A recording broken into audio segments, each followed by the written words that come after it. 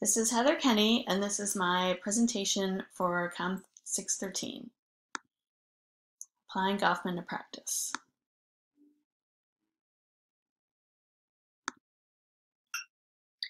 When you're taking something away from your staff, you better be very careful how you communicate it. In this presentation, I'm going to discuss a communication snafu I experienced while working as an editor at an alternative weekly newspaper in Chicago. In this case, I'm going to show how the messaging regarding a change at the paper could have been handled in a way that was more sensitive to employees' concerns via the application of Goffman's concepts of impression management, framing, footing, and face.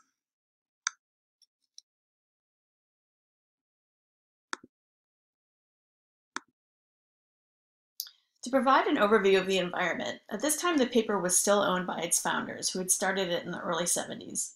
Although it had definitely become a proper workplace over several decades, its countercultural roots were still evident, so the office culture was the opposite of corporate. Standards for quality in storytelling, fact-checking, proofreading, and editing were extremely high. The pace was pretty intense, with lots of hard work and long days and nights, but everyone had pride in their work and believed in the values and the mission of the paper. Editorial jobs at the lower and middle levels paid very little, as is typical in journalism. But there was a lot of cultural and professional cachet to working there, as well as some generous perks, including a profit-sharing program and a bonus at the winter holidays. Traditionally, the paper also skipped an issue over those holidays, which gave the staff a much-needed break. Thus, while we worked hard, management recognized that we deserved to be treated with respect and rewarded for our dedication and effort. However, a couple of years after I started working there, the publisher suddenly announced at a special meeting that the paper would start publishing an issue over the holidays, instead of skipping that week, saying only that advertisers wanted it. This caused a lot of anger among the editorial staff, many of whom would not be able to spend the holidays with their families. The staff felt management wanted the income from advertising more than it cared about our well-being and hard work. Following this announcement, the editorial staff was so worked up about the issue that we actually had secret meetings in which we discussed strategies to address our concerns, including a possible strike. Analyzing the impression management aspect of this communication using Goffman's dramaturgical metaphor, we find that on the front stage, the publisher intended to communicate a change in policy to editorial employees. Backstage information that the staff was not privy to was that the company either really wanted or needed the extra income that the holiday issue would bring in. However, this front stage communication did not align with the organization's values and mission. For instance, the function of a paper as an alternative form of media implied a distrust of traditional authority and structures and support for ordinary people who were not being served or having their stories told by mainstream media. Its previous practices also suggested that support for its staff was an important part of business strategy. The publisher framed the message to the editorial staff as purely a business decision based on advertisers' wishes. There was no mention of demand from readers or other factors. The editorial staff, not having much insight into the financial realities or details of the business and not being given any real justification for the change other than advertisers wanting it, had no choice but to view it from the lens of how this would impact our work experience as well as our personal lives, and also as our previous experience of the paper as a place where workers were respected and not exploited. Consequently, the editorial and business sides of the paper were viewing this message through very different lenses. Essentially, the staff felt that something had been taken away from them and that they were powerless to do anything about it. The principal of the message was clearly the executive management team of the paper, presumably with the support of the owners. They were also probably the author, and that it was probably discussed how best to present this information to the staff. The speaker was the publisher, who bore the responsibility of explaining the change and answering questions. The meeting took place with the publisher at the front of the room and editorial staff standing facing her. As the meeting went on, it was clear tension and feelings were running high, and the staff was not happy with the change.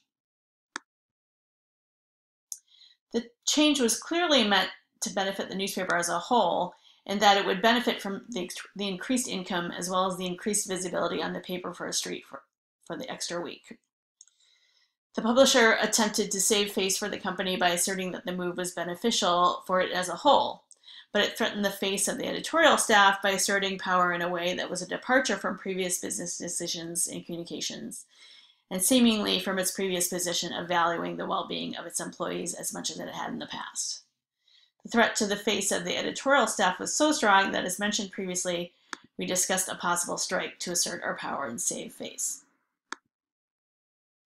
What are some better strategies the company could have taken? First, in terms of impression management, the publisher and other executives might have brought some of the backstage information to the front. For example, they might have been forthcoming about income concerns, rising costs, and lower ad rates, and how they affected the bottom line, as well as maybe concern about increasing competition from other media outlets. As far as framing, by being forthcoming with such information, they could have framed the situation more effectively and could have presented staff with a new lens, a business lens, with which to view the situation. With a more comprehensive and detailed outlook about finances and other pressures behind the decision, the staff might have been more understanding about it, especially if it meant that it would ultimately benefit in the future by ensuring that the paper would continue to thrive.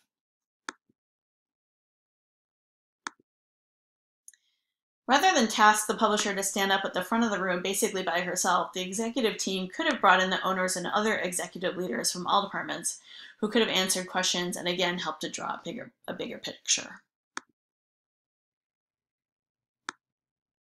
The paper's leadership should have been more aware of how the face of the editorial staff would be threatened by this decision.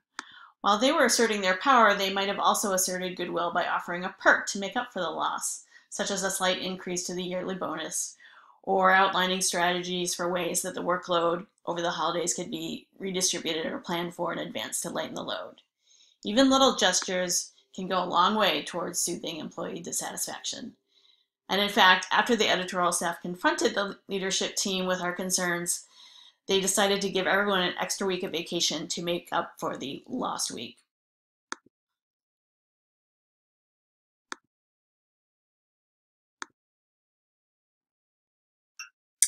In conclusion, Goffman's concepts of impression management, framing, footing, and face could provide business communicators at this newspaper with a more comprehensive understanding of the perceptions and perspectives of their editorial staff, helping them to create messaging strategies that prevent negative emotions and promote acceptance of new policies. In this case, the newspaper's executive team should have taken both past practices and organizational values into account when designing their message about the extra issue. Given that part of the reason people liked to work at the newspaper was its uncorporate atmosphere, its dedication to telling the stories of regular people, and its respect for the hard work and sacrifice of the editorial staff, it is best for business communicators from this company to carefully strategize to make sure that they don't contradict those values.